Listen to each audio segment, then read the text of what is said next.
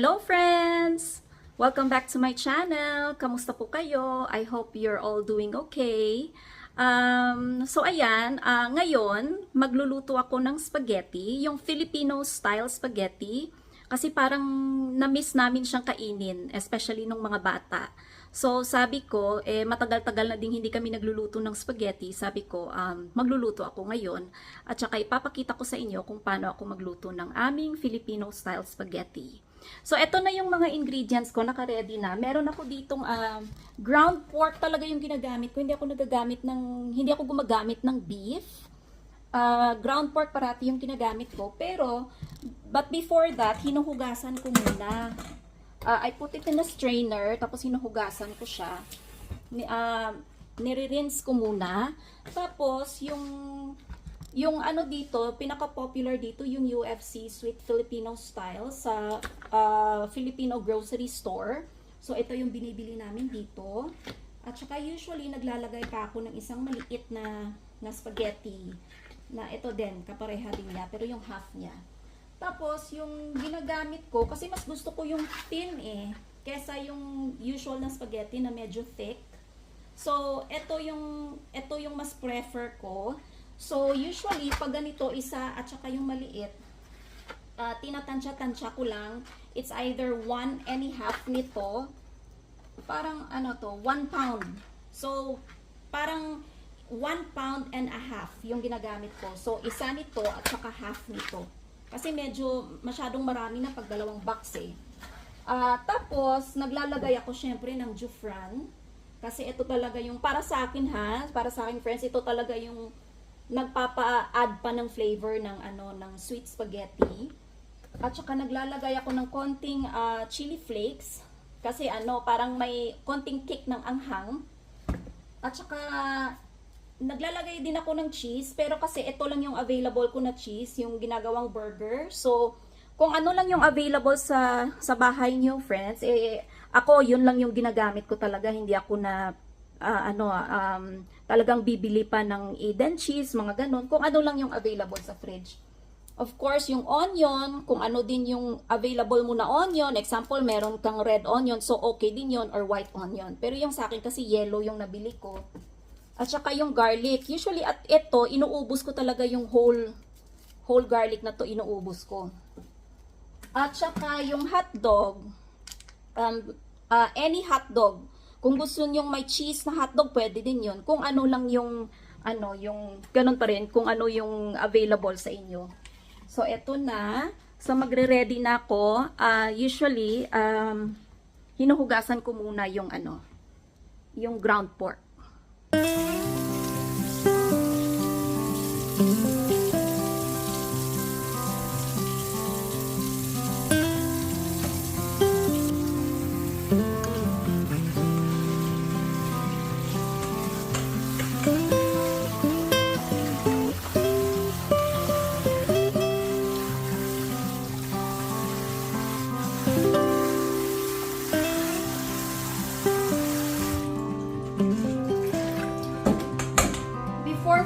Friends, kailangan ko pala munang i-boil yung tubig para sa pasta.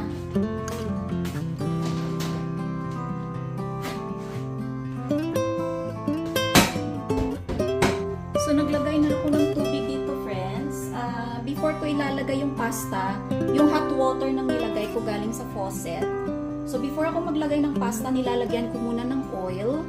Virgin oil yung ginagamit ko. Pero kung ano lang talaga yung available sa kitchen nyo, pwede nyo yun magamit. At saka naglalagay ako ng salt.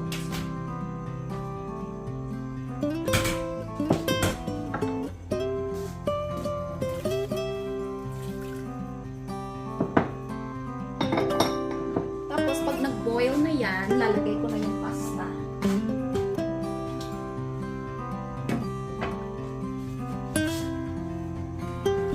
So friends, ayan na, nagbo-boil na siya. So ilalagay ko na yung isang 1 pound ng thin spaghetti, 6 to 7 minutes.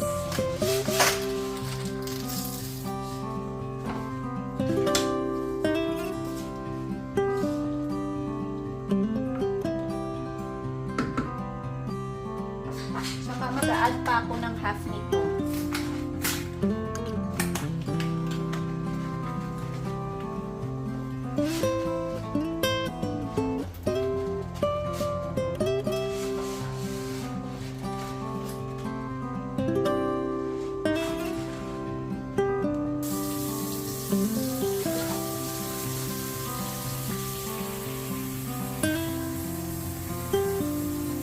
So usually friends, pag drain na ako ng pasta, nilalagyan ko siya ng cold water para hindi siya magdikit-dikit yung pasta. So yung ngayon, cold water to.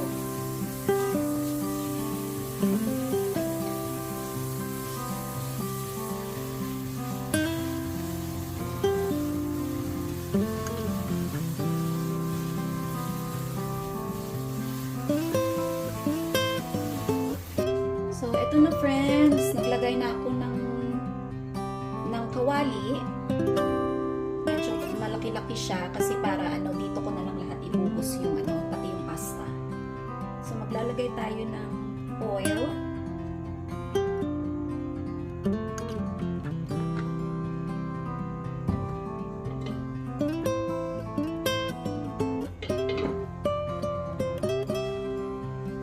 Tapos, yung mainit-init na siya, yung kawali mainit na eh.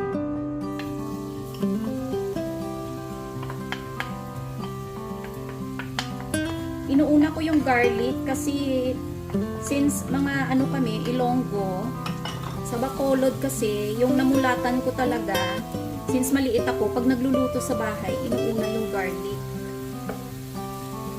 Pero kung gusto mong unahin yung onion, pwede din, tapos ilagay mo yung garlic.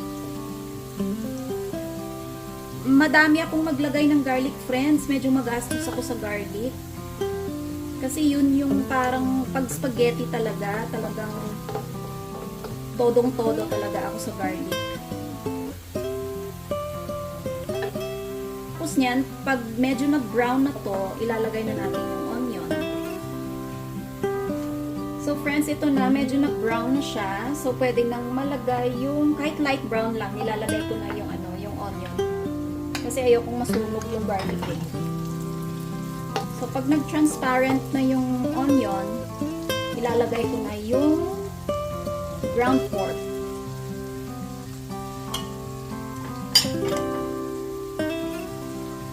Ayan na friends, nag-transparent na yung onion. So, ready nang ilagay yung ground pork.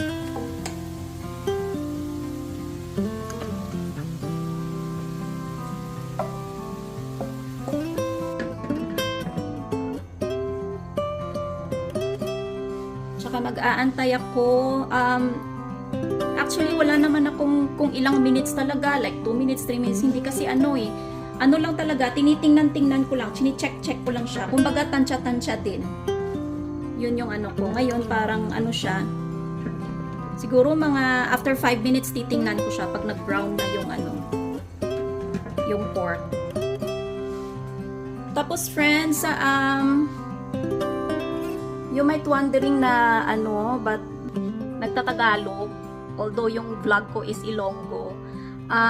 Sa mga unang vlogs ko, nag-iilonggo talaga ako. Kaya lang meron akong co-worker na nurse din na Tagalog. So, nanonood siya. Shout out pala Ate Rowena Almasan. Thank you for watching always my video. Thank you din sa family mo na talagang sinusuportahan yung channel ko. So, sabi ni Ate Rowena, hindi niya daw maintindihan yung mga sinasabi ko. So, nag-decide na lang ako na magtatagalog na lang ako, friends. Para syempre, yung may mga friends din ako na mga Tagalog, maintindihan din nila. Friends, papakita ko lang pala yung yung flower na galing sa garden ko. Ito siya. Yung dahlia na galing sa garden. Kaninang umaga ko lang to I cut it this morning. So yan siya. So ito yung mga ito yung sinasabi ko na yung mga bulaklak from garden, nilalagay ko lang sa dine-decorate ko sa loob ng bahay. Ang ganda-ganda niya. Yan. So, ayan na friends. Medyo nag-brown na yung nag-light brown. Ay, sorry. Nag-light brown na yung meat. Nag-light brown na yung meat. So, lalagyan ko pala friends ng ng magic sarap.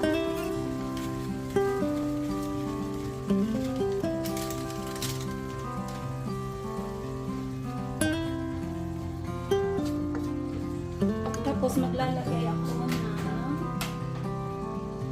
salt and pepper.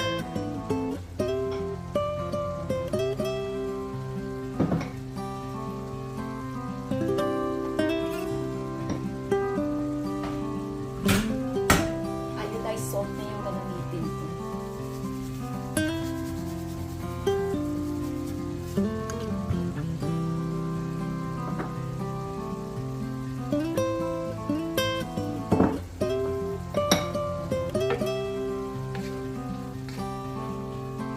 So friends, habang naghihintay ako ng luto, maglilinis muna ako.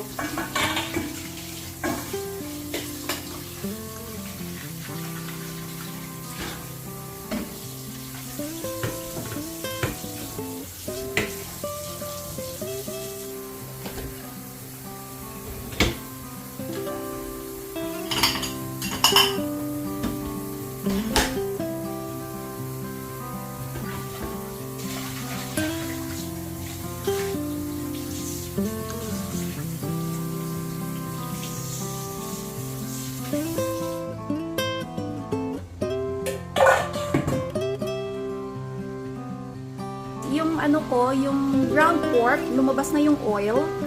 So yung gagawin ko muna, hihinaan ko muna yung apoy at saka ilalagay ko muna siya dito. Ita-transfer ko muna kasi ayaw ko naman yung luto na yung ano ko, naluto na yung pork ko, tapos ilalagay ko yung hilaw na ano, na hotdog. So ilalagay ko muna siya dito. Ayan, pwede na siguro yan. Tapos ilalagay ko yung, teka, lalakasan ko yung apoy. Maglalagay lang ako ng konting olive oil, konti lang.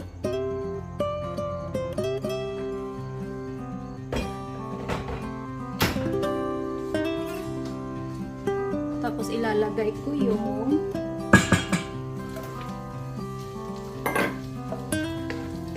hotdog.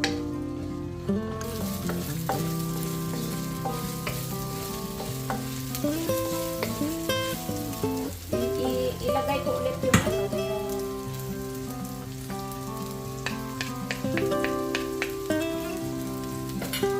yung ground pork na naluto na din.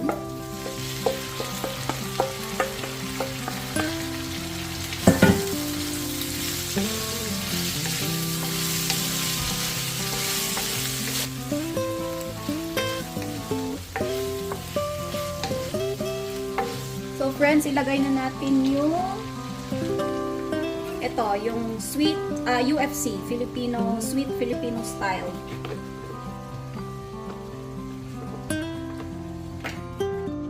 Tsaka i-add ko yung maliit pa.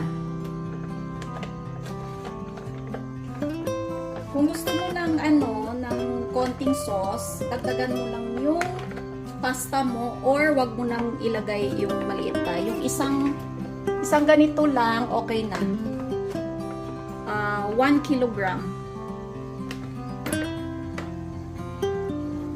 Kaya lang yung preference ng mga teenagers ko, mas gusto nila yung maraming sauce.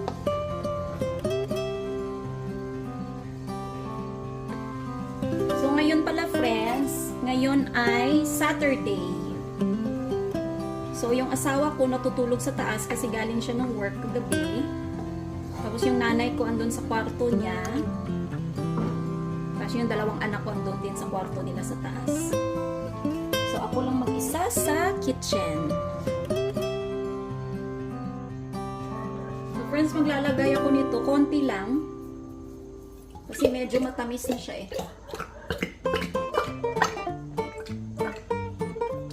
Ito lang yung Jufran dito sa US. Yung pag binibili mo siya sa Filipino store kasi medyo jelly siya. Ayaw niyang lumabas.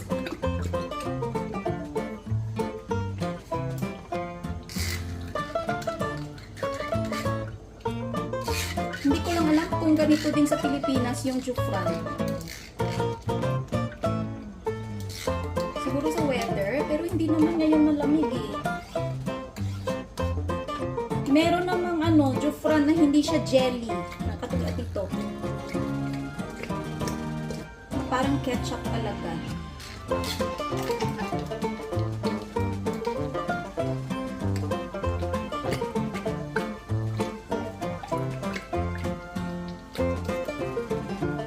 Struggle talaga sa akin ito pag ano, yung Jufran. Kasi ano siya eh, parang jelly siya sa loob. Ganito din ba sa Pilipinas? Comment nga kayo friends kung ganito din sa Pilipinas na parang jelly siya. Na, oh jelly siya, jelly.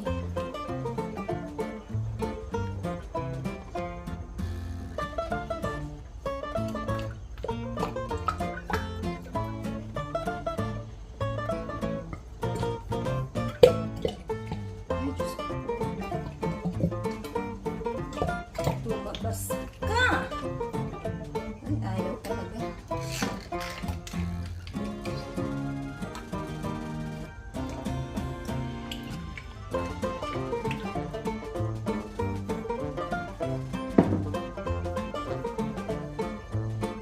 Tapos friends, usually naglalagay ako ng konting tubig. Yung tubig na to, galing to kanina sa nag-boil ako ng pasta. Kumuha lang akong konti kasi medyo concentrated yung ano eh. Concentrated yung sauce. Konti lang naman. Siguro mga 1/4 cup lang yung milk. Wala nga eh. Parang basta konti lang, tansya-tansya. Pag nakita nyo na hindi na siya masyadong concentrated, so yun na yun.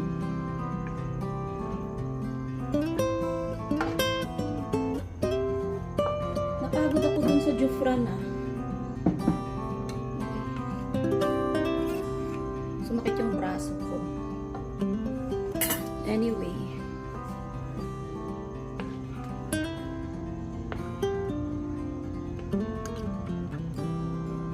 Ginaganon ko.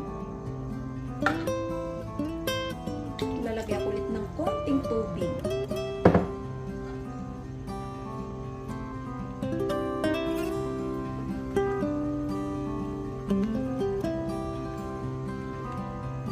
Tapos tatakpan ko siya ulit at siguro mga another 5 minutes. Tapos friends, maglalagay ako nitong chili flakes. May konting kick lang ng anghang. Pero kung ayaw nyo ng maanghang, pwede din na huwag nyong lagyan ito. Yan lang siya as is. So pagkatapos yan friends, lalagyan ko lang ng, eto na yung last, yung cheese. Kung yung may Eden kayo, pwede din yun. Any cheddar cheese, pwede yun. Kaya lang, sabi ko nga kanina, ito lang yung available ko ngayon. So, ito lang yung gagamitin ko.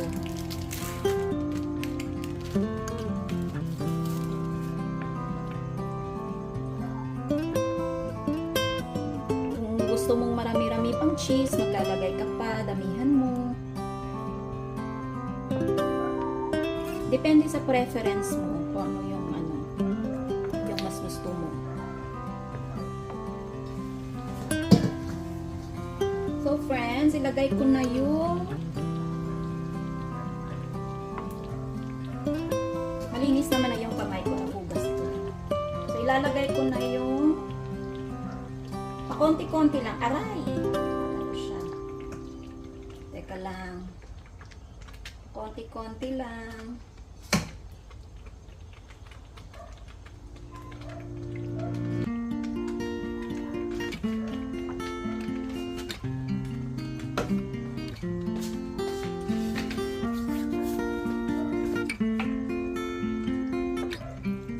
Para talagang mapapaliguan ng spaghetti sauce yung pasta. Kaya pa konti-konti lang yung nilalagay ko.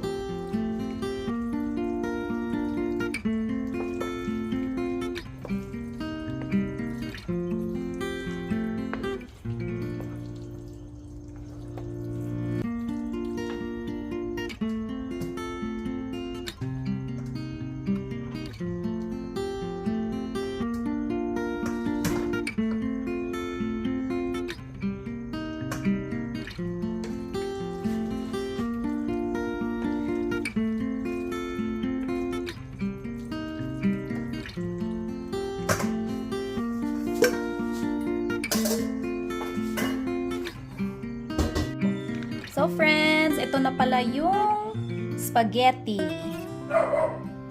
Ready to eat na. Tinatawag ko na yung mga anak ko at saka yung nanay ko. Ay bumili pala ako ng chicken sa sa Popeyes. Para parang parang Jollibee. May Chicken Joy at saka may Jolly Spaghetti. So yun. Tinatawag ko na yung mga anak ko. Yung asawa ko tulog pa kasi may trabaho yun kagabi eh. So, yung tulog niya baliktad. So, ready to eat na. This is food that I'm about to receive and I'm about to prepare restaurant or naming it. How's the spaghetti, Nate? It's good.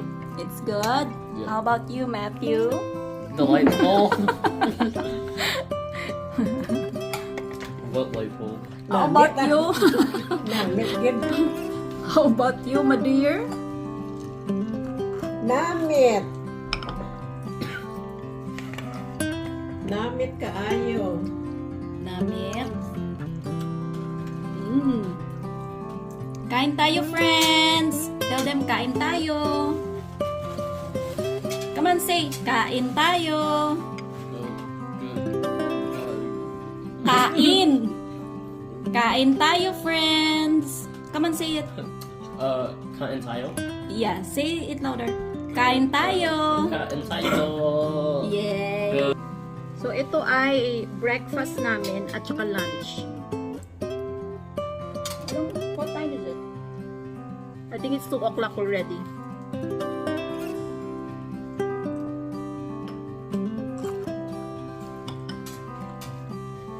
Pinakamaganda kong nanay na kumakain. Kain Anong tayo. masasabi mo sa spaghetti ko? Manamit gid katama. Manamit. Namit mong gid. We miss spaghetti, right? It's been a long time. Medyo may kahang jutay. It's been a long time we didn't cook spaghetti. Yeah.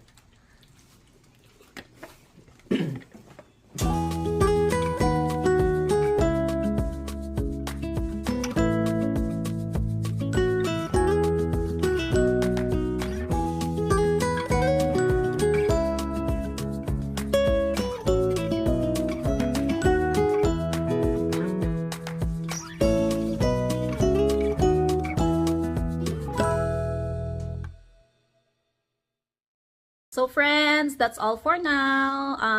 I just wanted to thank you sa mga nag-subscribe sa channel ko. I'm very thankful with you guys. And thank you for watching. And please don't forget to hit like and subscribe. Take care everyone and God bless. Bye! Tapos na kaming kumain. Busog lahat. Bye! Say bye! Bye. Bye. Bye! Mother, say bye! Bye. Happy weekend everyone! Bye!